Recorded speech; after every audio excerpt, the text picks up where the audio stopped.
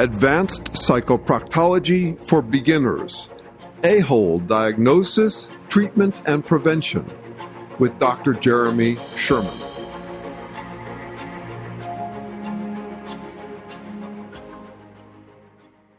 Welcome to our 14th and final class session. We've just come through 2 on how to humbly humble Trump bots, taking up arms against these absolutely unrealistic people. And why? Because it's our responsibility to break the spell, wake them up with a smackdown for behaving so unrealistically. Shame on them. Just say no to delusion. Join us fallibilists and face reality 24/7. I'm joking, of course. That's not realistic. Fallibilists are into recursion, folding things in on themselves to uncover the questions that lie beneath. If we're going to be realistic fallibilists, we have to be realistic about how unrealistic we humans have to be. It's okay to shout, "You can't handle the truth," so long as we add, "and neither can we." Not the whole truth, not all the time. We need to get better at saying, "I think you're being escapist, but don't get me wrong. There's a place for escapism. I just don't think this is it." Escapism is inescapable. Again, being this uniquely language-using species, we humans bear an enormous burden, way too many words, and too much imaginable world. By the end of the day, we need a break. In this session, we'll focus on a critical aspect of Trump bot prevention, safe escapism, or what I call optimal illusion, kidding ourselves in ways that help more than harm, starting with a reminder of why we need escapism. Language is to humans as water is to fish. Since we swim in it from birth, we don't notice how much turbulence, flotsam, and jetsam we navigate. It's overwhelming, but we're used to it. We wouldn't want to be potato bugs. To us, that seems a hard life. Still, their lives are much easier than ours. Potato bugs aren't kept up at night with queasy thoughts about past failures, future threats, and the horrible possibility of betting wrong in ways that will cost them everything. Plenty of potato bugs fail and die, but to them it is not an epic failure. They're as realistic as they can be. They're on the lookout for a few real threats and opportunities. Potato bugs struggle for their existence, but surrender easily to non-existence. In contrast, human life can be a slow-motion horror film, with us as the victims of real and phantom threats. It can be glorious fun, too, of course, but that fun also contributes to the stress, mourning the loss of the glorious fun and fear of missing out on it. Broad-spectrum FOMO is a uniquely human condition. We have so much to fear missing out on, and language by which to talk and think about it. Only we can ruminate about what-ifs and if-onlys. That's language for you. A mind-altering hallucinogen that we humans are huffing and puffing, and not just when we're speaking or listening. Language isn't just how we communicate, it's also how we think. We think in words, swarms of them, sometimes mulled late into the night, worrying in words that we whisper only to ourselves. You might have thought that the stress was just you. Other people seem to glide through life. Maybe, but more likely, you'll believe you are more stressed because you can hear your inner voices and not those of other people. Each of us has a lot more to contend with than any other critters, more memories of past failures, more anticipation of future losses, and far more options from which to choose. And we live among fellow humans who likewise have so many options that they can be wildly unpredictable company, still more to worry us. Compared to human life, a rat race would be a vacation. Sure, rats are outdoors scrounging for food and competing for mates, but they're blissfully ignorant compared to you. Rats aren't up nights wondering if they're doing it wrong, nor do they have to get up each morning mustering a day's supply of self-confidence so they can present at their best. Our self-confidence is under the loopy influence of emotion and language. To understand self-confidence, consider first its opposite, a vicious cycle we can fall into, for example, with insomnia. Maybe you had too much coffee too late in the day and your racing heart keeps you up. There, awake in the dark, no evidence of reality to ground you, restless from your caffeinated buzz, your feelings start you racing through all sorts of language-fueled worries about real and imaginary miserable threats and missable opportunities. Or maybe your insomnia is the reverse. Having dozed off, you awake with a jolt. Some language-fueled thoughts set your mind racing, which in turn sets your heart racing. The loop could start in your emotionally agitated heart or your possibility-exploring mind. Once the cycle gets going, your negative feelings and thoughts become mutually amplifying, like the feedback between a microphone and a loudspeaker. That's a language sinkhole that can plunge you spiraling right past contented fallibilism into anxiety and self-loathing. Given recursion, you can have feelings about feelings, thoughts about thoughts, doubts about doubts, and angst about angst. You can get angry at yourself for being too angry to sleep. You can worry about worrying so much. You can get frustrated with your frustration. The potato bug and rat deal with none of that. Flip that vicious cycle and you get the virtuous cycle of self-confidence, positive self-regard keeping you buoyant, uplifted, comfortable, cozy, or elated in your own skin. Self-confidence is a heart and mind loop, and it's recursive too. Feeling good about feeling good, confidence about confidence, liking oneself for liking oneself. Ideally, self-confidence would be something stable that you would have with you always, plain and ever-present as the nose on your face. You'd be over the question of whether you're a good or bad person. At its best, self-confidence is like that, a fallibilist habit that requires no attention. Self-confidence can be that reliable when you've got yourself a good groove, good company, a job that fits, money flowing, a healthy body, a cute enough face, beliefs that contain you well. With such conditions, you can feel on top of the world and even independent of it, as though you'd be self-confident no matter what. But if the bottom falls out on any of those external sources of self-confidence, your groove can start to feel like a rut, or at least too shallow a groove. Your heart and mind virtuous cycle of self-uplift can flip on you, becoming that vicious downward spiral into self-consciousness and self-loathing. When the bottom falls out like that, you might be surprised that you're so vulnerable. You thought your self-confidence was solid, and here you are plummeting into freefall, a disappointing reminder that you still depend upon favorable circumstances. We tend to notice our external supports least when they're most reliably present, and most when they're suddenly absent. For example, when your partner loved you, you feel independent. When your partner leaves you, you're suddenly aware of your dependence. As the song says, you don't miss your water till your well runs dry. Maintaining self-confidence requires a kind of heart and mind refueling to keep your well from running dry through the droughts of real-world circumstantial affirmation.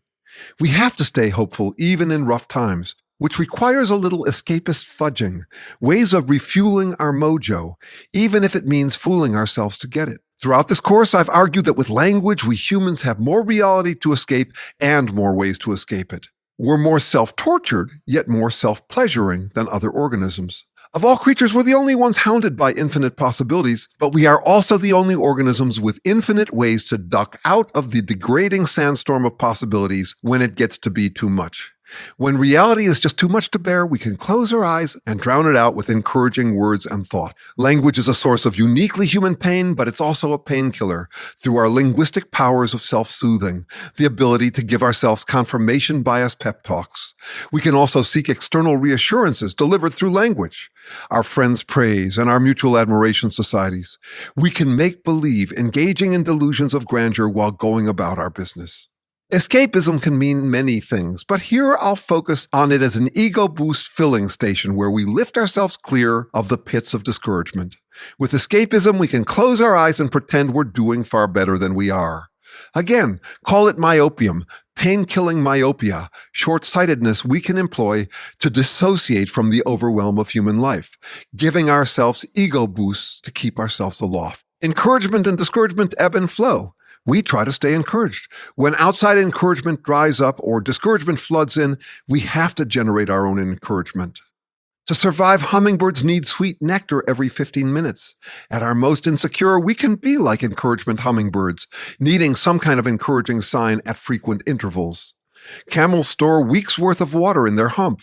At our most insecure, we can become encouragement camels, saying what we need to hear to keep ourselves feeling uplifted in a drought of external affirmation.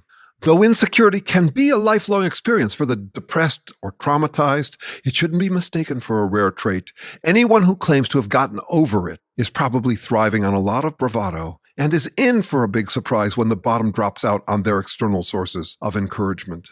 And even if we don't get struck down in the course of our lives, we're in for some endgame discouragement as youth drains out of us, passing on to our younger competitors. Escapism, egotism, and delusions of grandeur have negative connotations. They're often treated like rare pathologies, benighting only deficient souls. Psychoproctology discourages absolute escapism, but that's the absolutism, a wholesale detachment from reality. Somewhere between absolute escapism and the untenable ideal of absolute realism lies safe escapism. Psychoproctology is about reeling ourselves in when we start to float absolutely free from reality, but it's also about learning how to play out the fishing line safely. In this, our last class session, I aim to elevate escapism to the status of a human necessity, a therapeutic practice that helps prevent mindless, headlong detours to aholia. To manage our escapism wisely, we'll need to wrestle with the challenge of pursuing optimal illusion. In other words, how to play hard, but carefully, as our parents said, so no one gets hurt. What distinguishes safe from unsafe escapism? Let's start where most people are already masters of optimal illusion: entertainment. When you're watching or reading gripping fiction, you're thoroughly engrossed. Your heart races and your eyes weep as though you're right there in the action. You identify with the characters, especially the good guys. You hate the bad guys and are glad to see them get what's coming to them, as they surely will if it's a blockbuster. You'll feel personally vindicated when the good guys win, as though you were the one who defeated evil. When we entertain ourselves with fiction, it feels true. Still, if someone tapped us on the shoulders, we would pop right back out to reality. There we are, wholly immersed, but not really. We're 1 foot in, 1 foot out, or more like both feet in, both feet out, wholeheartedly feeling the fiction is real and still knowing it's not. Shakespeare toys with just that splitting in his 138th sonnet. When my love says she is made of truth, I do believe her, though I know she lies. That's the skillful application of irony. A kind of rhetorical straddling, both meaning and not meaning, as in, no, but seriously, I'm just playing, but seriously, I'm just playing. That splayed double occupancy is the key to optimal illusion, taking escapist flights of fancy, but with a return ticket to reality secure in our heart pockets. It's like shooting up a little myopium for a short-sighted spree that you have every intention of exiting for a return to reality. That's optimal illusion, being realistic about how unrealistic we have to be, but also being realistic enough to manage our unrealistic natures. It's the cultivated art of strategic gullibility. Managing our necessary indulgence in entertainment is a clue to the fallibilist approach to optimal illusion.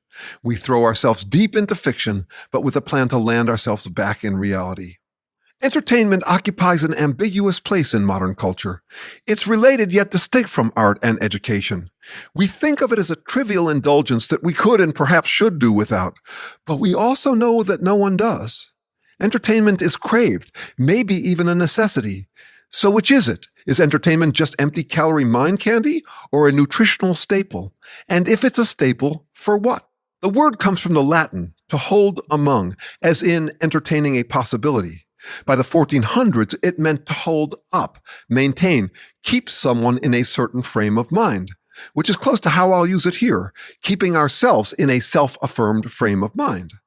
Later, entertain meant to have guests. To be a good host, you kept your guests' spirits up. By the 1620s, it meant to gratify or amuse. Maybe we can restore some of its original sense as something you hold among, something held among other necessities, like that return ticket to reality. We can entertain entertaining fantasies so long as we also entertain reality.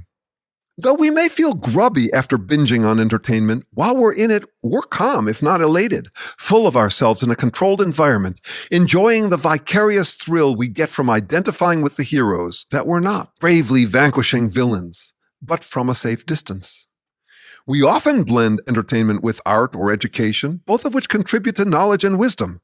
We can learn from edutainment, but the entertainment aspect is, from the perspective I'm proposing, a way to escape reality. Entertainment at its purest might be best exemplified by the summer blockbuster movie, with an idealized hero destined to win by the time the credits roll.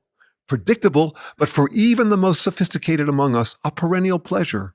Entertainment affords us a vicarious uplift. We hitch our identity to a hero destined to excel by any standard we struggle to meet in real life. Strength, power, coolness, hotness, independence, charm, wit, kindness, genius, toughness, wealth, uniqueness, any trait we wish we had, we can experience having vicariously through entertainment. We get to pretend we're gods, all at a safe distance from reality checks. We know it's pretending, and still we can milk it for the self-affirmation mood boost. We rarely stop to appreciate this critical skill, our ability to inhale entertainment without swallowing it whole.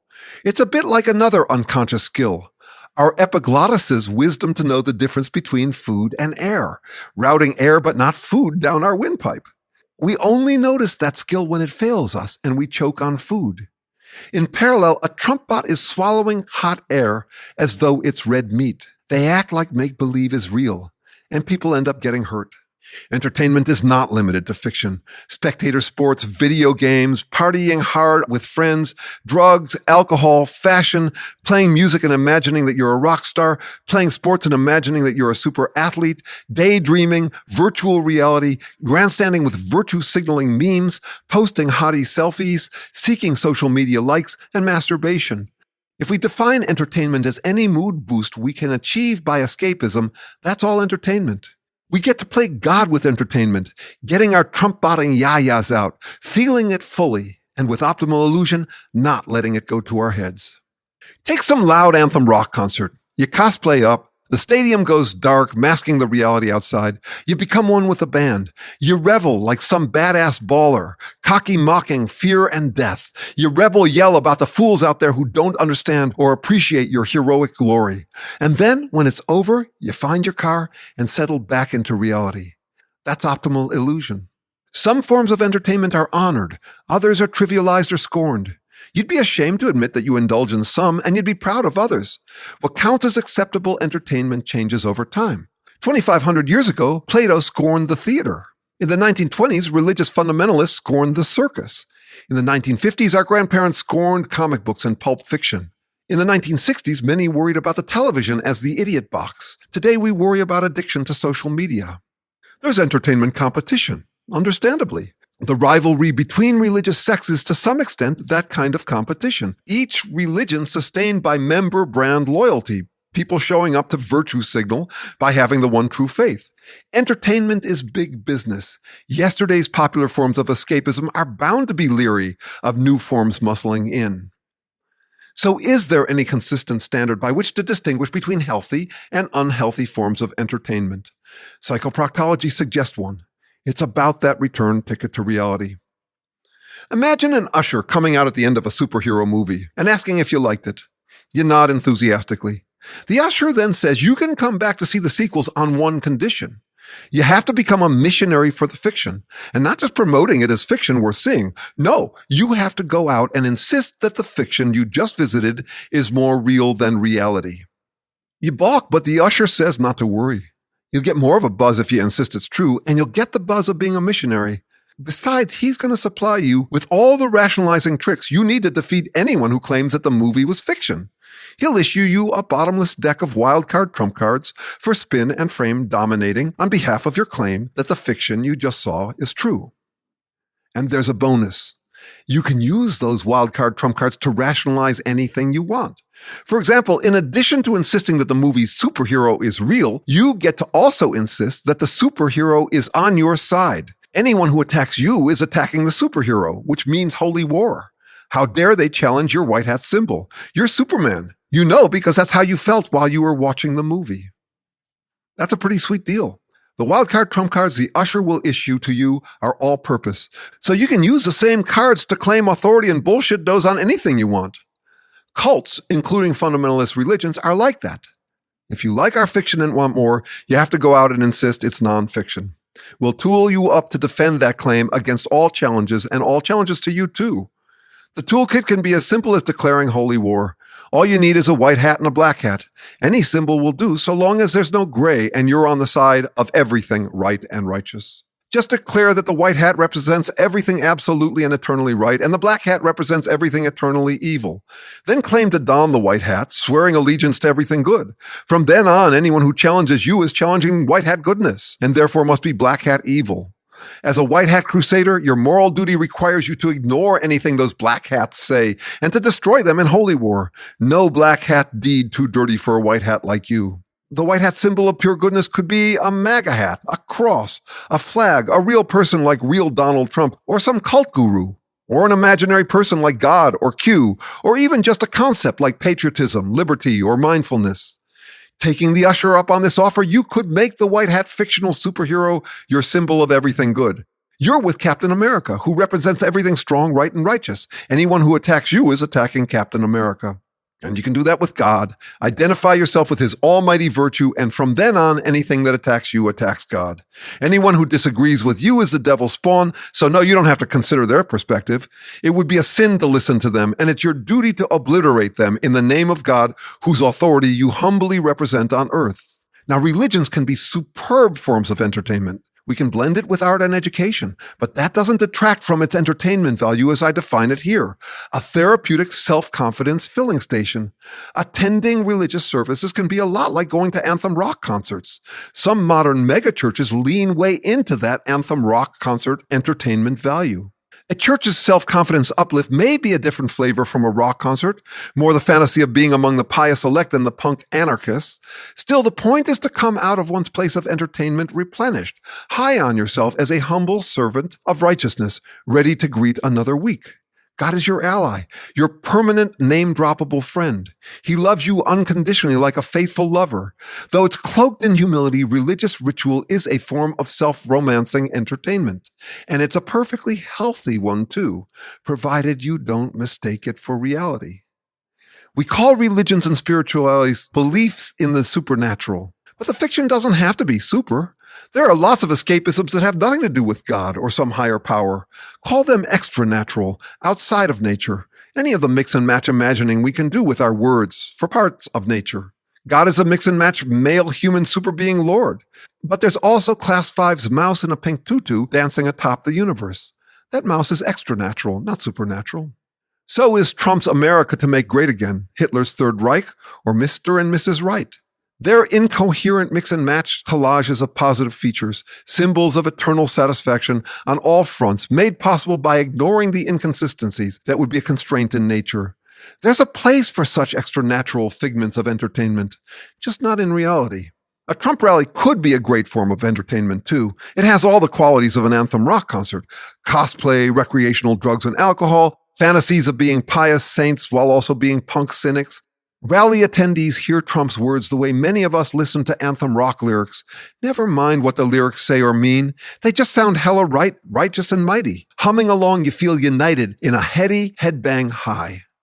What turns Trump rallies into entertainment gone wrong is what happens in the parking lot after. Trump's crowds leave with their marching orders, soldiers in a fake holy war crusade, defending they know not what, other than that it's badass and they are too by affiliation with it. If they didn't leave with those holy warrior marching orders, the event would be as harmless as NASCAR racing or some roadhouse ruckus with a cage around the band. Just another subculture getting its rocks off and then in the parking lot returning to reality. Which then is more dangerous, a rap or punk show in which the entertainer rages against the machine, or a religious service? By proctology standards, it depends on the audience state as they return to their cars and in the days that follow. It's not a matter of which one promotes more shocking fictions, but which encourages the entertained to insist that their fictions are non-fictions. It's not how far out you go, but whether you come back. Again, how can you tell what's fiction?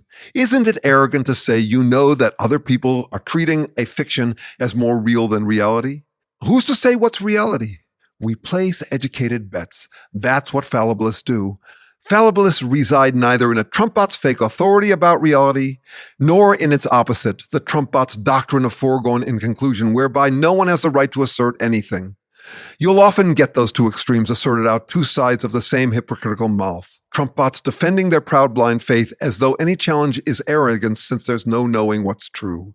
To illustrate our educated bets, take a believer in some vision of the afterlife. If you challenge their belief, they might tell you that you have no grounds for doubting them since we can't know anything for absolutely sure about what really happens after death. A fallibilist doesn't claim to know anything for absolutely sure. Still, some guesses are more likely to be realistic than others.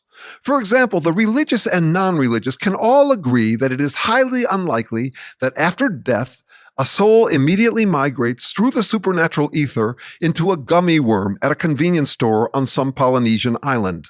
How do we come by the audacity to claim that this Polynesian island scenario is unlikely? After all, no one has come back to report that it ain't so.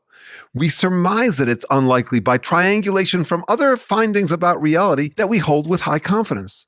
Can we rule out with absolute certainty that gummy worm destiny for the soul? No, but who cares? We're fallibilists. We try to place better bets about reality. In prior classes, I mentioned the value of shaming Trump bots for masturbation. By the standard I'm proposing here, masturbation is just another form of escapist entertainment. Regardless of one's realistic attractiveness as a mate, one can close one's eyes in the privacy of one's room and imagine having sex just to one's fancy. It too is a flight of fancy that can replenish one's self-confidence. And like the circus, it has been scorned by rival forms of entertainment.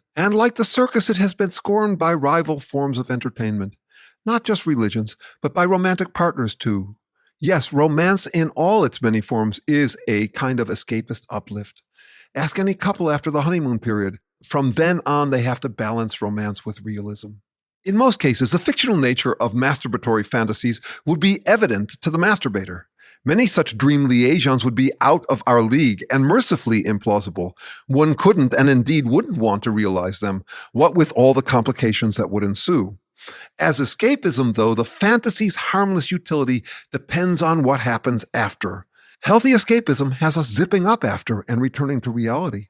Masturbation is associated with more shame than going to church, yet by the standard I propose here, there's honor in both so long as the participant recognizes it for what it is, a flight of self-affirming fancy that can buoy a sinkable sense of self, but not to be mistaken for reality.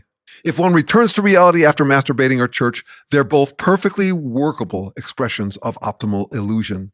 If after masturbating or church, one goes out under the false impression that one can expect their fantasies fulfilled by reality, the entertainment veers away from optimal illusion, kidding oneself in ways that will harm more than help. The ideologically, religiously, and spiritually devout would condemn any parallels drawn between their earnest endeavors and entertainment, let alone masturbation.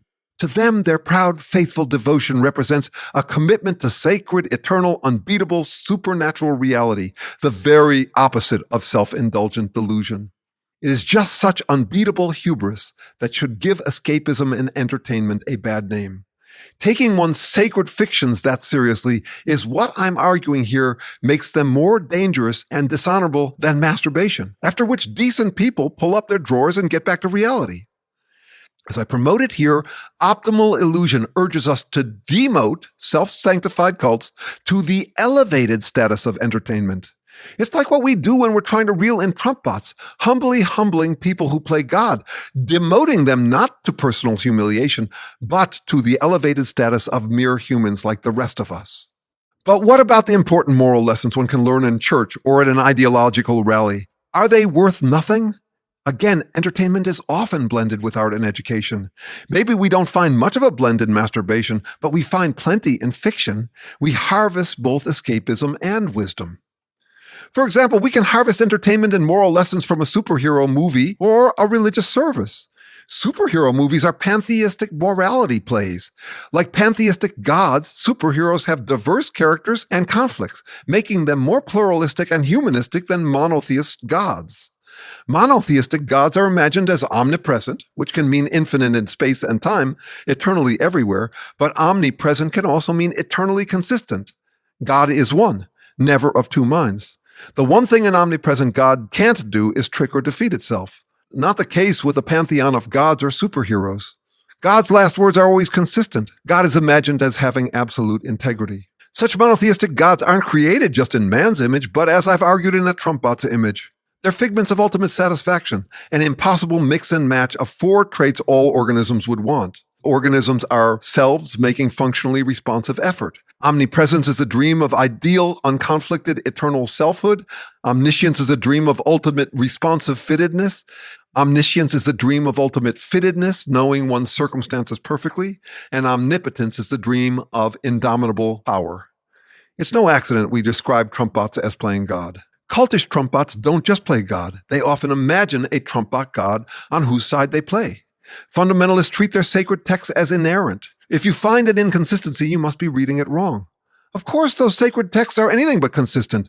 They're catalogs of rationalizing options that history shows can be employed to justify diverse behaviors as not only accepted but commanded. The only thing consistent about these gods and their sacred texts is the claim that they are consistent. The same is so for Trump bots. No matter what they do, it's the best and only thing to do. The only thing consistent about Trump bots is their claim of being absolutely consistent. In contrast, superheroes are pantheist humanists, fighting for freedom and equality, liberty and justice for all. Very much the opposite of what you get from Trumpbots or many treatments of monotheism. At the beginning of this course, I said you were a budding psychoproctologist because you drink in all of those high production value morality tales we get from entertainment. Entertainment's morality tales have the advantage of not being preachy. Aesop's fables are some of the oldest known fictions. Aesop was a king's advisor who, to avoid angering his king, couched his advice in animal stories, indirect messages open to the king's interpretations. That's fiction's advantage. It's not pushy.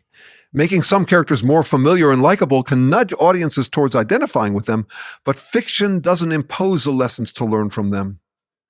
We're rarely even aware of who we're identifying with when we enjoy fiction. Carl Jung argued that fictions represent the pantheon of archetypes that live in all of us. I am human. Nothing human is foreign to me. We are each of the characters in our dreams and fictions. We are each more like a pantheon of personalities than some eternal, internally consistent God. We can enjoy fiction as evidence that nothing human is foreign to us. Fiction's compact intensity allows us to mainline or chug-a-lug human nature concentrate. Still, since the characters we resonate with in fiction are left up to us, we can bolster our sense that we are the white hat heroes and not the black hat villains for no reason other than we'd rather be the heroes. Studies show that members of the alt-right and Islamic militant cults identify with the white hat humanist heroes in Hollywood movies. Heroes that more often than not defend their liberal values such cultists abhor. As morality tales, entertainment being open to interpretation is thus its advantage and disadvantage. It doesn't corner us with sermons, but we can slip into misinterpreting their moral message. Like humans, dogs have aggressive instincts, despite millennia of domestication. So we take them out to dog parks and let them go at each other to get their yayas out, venting their aggressive natures safely. Dogs mostly know when to stop. They nip rather than breaking skin. They signal that they mean it but don't mean it, snarling while wagging their tails. Dog fighting is good educational training for real fighting, sure, but it's also just dogs venting, exercising, and expelling asocial impulses.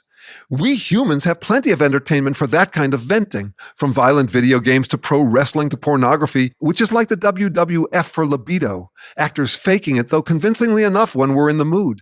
Call it ventertainment, the venting of our animal impulses through virtual vice. And we want it to be a substitute for real-world vice. When dogs play fight, they can't hold a grudge as humans can. When children play fight, we hope they won't either. We don't want their play fighting to motivate actual fighting. We want it to be an alternative to real fighting, a vicarious substitute for real-world belligerence. But notice that we want the opposite effect from virtual virtue. When we admire, envy, and identify with fictional heroes, we hope it leaves a motivational impression so that people will go out into the world and act more like those good people. We want the virtual virtue in fiction to motivate real virtue. We don't want people identifying with a movie's heroic rescue of the oppressed and then walking back to the car telling a destitute panhandler, "Buzz off, I already rescued the oppressed in the theater just now." That's an old problem. Martin Luther preached against what he called frequent communion, posing as virtuous in church instead of being virtuous in real life. Abraham broke the false idols because people were posing as pious instead of being pious. Notice then this contrast. Play or pretend evil is virtual vice, and we want it to be a substitute for real vice, a ventertaining way to get our yayas out in fantasy to remove the temptation to get them out in reality. But we want the opposite from virtual virtue. We want it to motivate real virtue, and we count on people to know the difference in hailing virtual vice as a passing experience, but ingesting virtual virtue as nutritional wisdom to live by. With edutainment, we're pursuing opposite goals. Take the education to heart, but not the entertainment. Take the wisdom with you beyond the parking lot, but leave the escapism behind. There's a serenity prayer in that too. Grant me the escapism to leave behind virtual vice role models, the realism to carry forward virtual role models, and the wisdom to keep noticing the difference. This all suggests an alt-religion that's surprising for its unfamiliarity. In this religion, natural reality is the highest power. Natural reality isn't alive. It's not trying to do anything the way a god might, but we are nonetheless totally subservient to it. We pray to natural reality by trying to understand it. We try to live by its standards because if we don't, we die. A one-commandment approach to this religion would be, natural reality is our God. We shall put no God before it, not even ourselves. We would continue to debate what natural reality contains. Still, about the container, there's little disagreement. Natural reality is the full range of threats and opportunities worth attending to in our functional, responsive effort to stay alive, our iffy effort to place better bets about what works. We can try to escape reality through confirmation bias, putting ourselves above this highest power, but we can't escape it. In this hypothetical religion, which respects natural reality as the highest power, we try to subdue, counter, and neutralize our confirmation bias so we can face reality with our eyes unclouded by the hope of escaping consequences. This imaginary religion is one reasonable definition of science, the campaign to understand natural reality. If that parallel makes you wary or cynical, notice a difference. Most religions have strong infallibilist leanings, sustained with confirmation bias. Science doesn't. It makes self-doubt and ongoing inquiry the alternative to proud blind faith. Doubt is prayer in science. Science reverses religion's relationship between fantasy and reality. In many religions, your work week is an earthly illusion, less real than the truth you find on Sunday morning. In science, it's the reverse. On Sunday morning, or 5 times a day, or partying on Saturday night, or whenever the escapist spirit moves you, you visit a refooling station for some ventertainment, self-affirmation, R&R escapism. You take your flight of fancy, but always with that return ticket to your work week in natural reality, over which there can be no higher power. In this course, I've argued that Trump bots don't have beliefs and that we make a terrible mistake when we give them the benefit of the doubt or are cowed by their theatrical insistence. I think the word belief is vague, too broad a categorization that fails to distinguish between true and fake declarations. Method acting is easy. Anyone with modest talent for acting and a lack of conscience can get steamed up in holy war defense of beliefs that they don't really believe. I think we need a different term for that robotic, mindless posturing that we mistake for belief just because a Trump bot tells us that we damn well better believe it's a belief. I think we need a different term for the robotic, mindless posturing we mistake for belief just because a Trump bot tells us that we damn well better believe it's a belief. Again, words can be used as mere bullshit-dozing braying. Obviously, people don't have to mean what they say, even when they say with full passion that they really, really mean it. The difference between rhetoric and reason is the difference between tethering one's words to feelings versus meanings, connotations versus denotations. Rhetoric is at the extreme the braying of connotation because it feels right. We bray for comfort in our own skin. In contrast, reason prioritizes meanings over feelings, denotations over connotations. What we call science is a peculiarly stubborn attempt to get feelings and connotations out of the way, to concentrate on denotations, trying to get our categorizations accurate and precise, as we have attempted in our pursuit of a more accurate way to distinguish a-holes. Assuming that being civilized solves everything makes us enablers, accomplices in a Trump bot's bullshit dozing. People live to regret whole decades of their lives spent taking a dishonest, fake believer's bullshit doze braying as an expression of honest beliefs. And nations regret whole swaths of their history for the same reason. I'm confident that if we survive the Trump cult era, we will regret the unearned credibility we granted them. They were cred-bled long ago, and yet we let them grandstand as the moral authorities. We granted them deference for expressing their supposed beliefs. Again, Shakespeare said, "When my love says she is made of truth, I do believe her, though I know she lies." We hear him draw a distinction between believing and knowing, though not one that would satisfy the devoutly delusional. They won't want to say that they believe in God's miracles, though they know that they're not real. Here, I'll suggest an alternative to belief versus knowing that could help, though perhaps it would be no more acceptable to the devout. I would distinguish between belief and relief. I think an honest false believer, like my mainland Chinese friends, could say, "I relieve in communism, though of course I don't believe in it." It's a relief to belong to a team, wear a team's jersey and get all rah-rah about it. That's ventertainment, and it works for whatever. I relieve in Christ's resurrection, but I believe in science. I relieve in Trump, but no, I don't believe him. I relieve in Krishna, Buddha, libertarianism, Q, whatever, but no, I don't believe it. I believe in science as our best method for guessing what to believe. I relieve in Iron Man, Captain America, or Santa Claus, though of course I don't believe in them.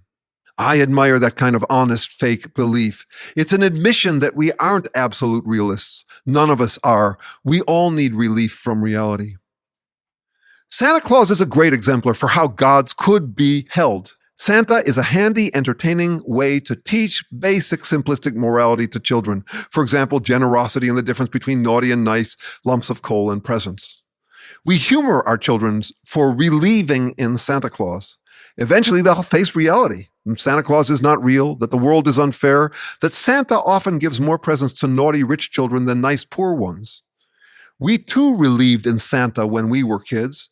We have a sentimental, nostalgic soft spot for him. We love the idea of Santa, which is real. The idea makes a difference to what happens. The idea brings joy.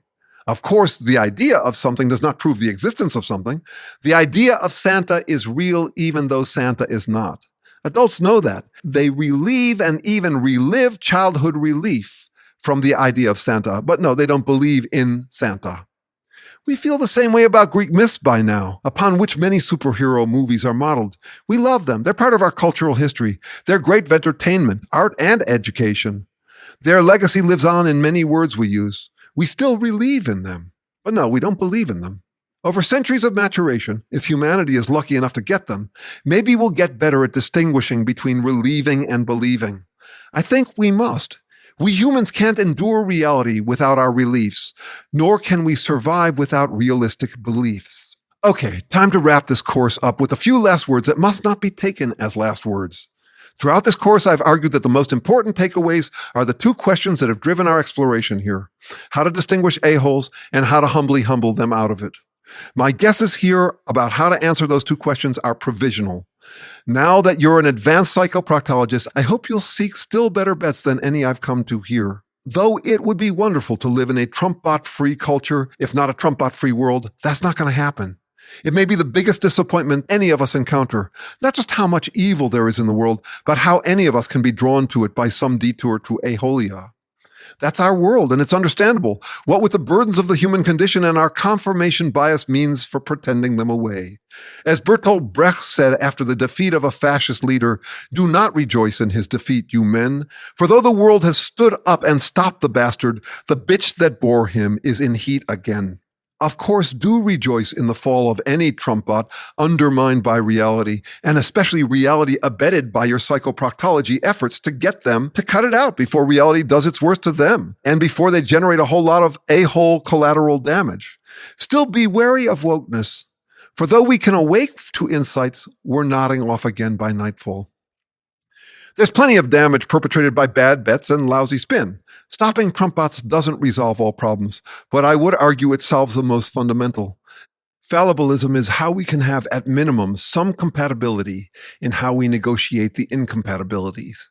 See, there's just no talking to a-holes. I consider psychoproctology's two questions the most fundamental in all of moral philosophy. We don't get to tell people how they have to live. Obviously, there are plenty of perfectly decent yet radically different ways to live. Instead, focus on how not to live. Most fundamentally, don't be an a-hole or tolerate a-holery from others. Defending your culture against Trump-bot buttheads is your most fundamental civic duty, and for it, you can't afford to mistake buttheads as just anyone you happen to butt heads with. Buttheads can use anything as their white hat symbol, or nothing as in the case of a-holes without a cause. We must grease our civil defense turrets so they rotate toward aholia threats approaching from any directions. It's no good obsessing only over the angle from which the last a-holes invaded. Communism became an a-hole cult branding, but that doesn't mean only communists can become a-holes. Indeed, often the subsequent cult is a counter-cult. For example, the equally cultish libertarian know-it-alls. I'll go further, based on our natural history of a-holes. Psychoproctology's two big questions would be the most fundamental moral questions anywhere in the universe. Only organisms with language get to debate what they should do in contrast to what they do. When we talk about intelligent life anywhere in the universe, we're talking about language users. Language is a great power, and we're among the lucky few anywhere in the universe to have it. It makes it possible for us to explore everything. We language users are the only part of the universe able to explore the whole ball of wax and our place in it. It's what makes us so visionary. It explains why we have evolved so rapidly, adaptive responsiveness at unprecedented speed. Language is also why we're so delusional. Though we can try to ground our words in reality, that's optional. We can be as slippery as we want, and as we often would like to be. Language users anywhere in the universe would be late arrivers, evolving atop the remains of many generations of organisms. Language explains why humans discovered the technology to exploit the fossil fuels left by prior organisms, consuming that vast windfall wealth in mere decades. Language also explains why humans would be in escapist denial about the consequences of all that rapid consumption. I therefore wager that climate change and climate change denial would be common problems for intelligent life forms throughout the universe. Any intelligent life form would be late to any evolving planet's evolutionary party. There would be a lot of accumulated fossil fuels to be found. Through language and technology that it makes possible, intelligent life forms would find and burn those fossil fuels like there's no tomorrow. The resources would be irresistible, and their language-fueled confirmation bias temptation to ignore the consequences would be inevitable, given that language by its very nature is only optionally grounded in reality. I bet that climate change and climate change denial are how many intelligent life forms in the universe have gone extinct. The sustainability of any intelligent life form would require an ability to discourage delusional confirmation bias. For that, intelligent life forms would need to figure out how to impose doubt on those who would say any ungrounded thing for the wild card, trump card liberty to deny their problems. In other words, the survival of any intelligent life form anywhere in the universe would depend on addressing the psychoproctology challenges that we have been addressing throughout this course. I'm grateful to have found psychoproctology as a focus for my life's ongoing investigations. It's grabbing the human condition by the hilt, so we don't make mincemeat of ourselves. In a few years, if I'm lucky to still be alive and at it, I'd likely develop a different course than this one, because by recursion, every insight I gain becomes a springboard to some next question. Though this course is officially over and you are officially, unofficially, an advanced psychoproctologist, I hope we stay in touch as we continue this vital work. And thank you again for sticking with it. Since most of this last session was on safe escapism, I will end here with a children's fable. As an origins of life researcher, I'm an atheist. As a fallibilist, I don't claim to know for absolute certain that there's no God. I just think it's highly unlikely. If agnosticism is being 50-50 on God's existence, being religious doesn't have to mean 100% certainty about God's existence, and atheism doesn't have to mean 100% certainty of God's non-existence. I do think there's no higher God than nature, and I work in science, which I think of as a campaign to find natural explanations for all natural phenomena. Science doesn't work if you can posit an unknowable cause of all natural effects. If we can claim that a supernatural God solves any mystery, what's to keep us from claiming that he explains away all mysteries? Why is there cancer? God. Why is there lightning? God. That's no more an explanation than calling everything that happens an inexplicable miracle. Still, I do like to invent religions. So here's one I call R&Deism. In theology, theism imagines an intervening God, a God who you can petition through prayer. In contrast, deism imagines a God who sets reality going and then lets it run its course. In my imaginary religion, God is deist, not theist. She sets realities going and lets them run their course. She's also not omniscient. She's somniscient. She knows some things and wants to know more. She's got some hunches, she wants to refine them. She's a fallibilist learner, like us, seeking ever better wisdom to notice the differences that make a difference. She does research and development, R&D, to discover how to make a planet sustainable. Here then is R&Deism as a children's fable. You've heard of the Great Spirit, right? Some say they've seen her. I don't know about that, but I can guess what she's like. It's okay to guess. Guessing about the Great Spirit can be fun. It's safe too, so long as you don't take your guesses too seriously. Like all imagination, it's good to know the difference between real and pretend. Many people say she's all-powerful and all-knowing, but I have my doubts, and I'm not the first. If she were all-powerful and all-knowing, wouldn't she know how to keep us from getting hurt? Some say it's all part of her big plan.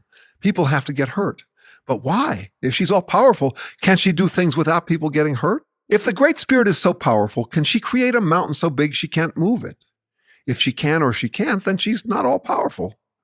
If the Great Spirit is all-knowing, can she create a puzzle so hard she can't solve it? If she can or she can't, she's not all-knowing.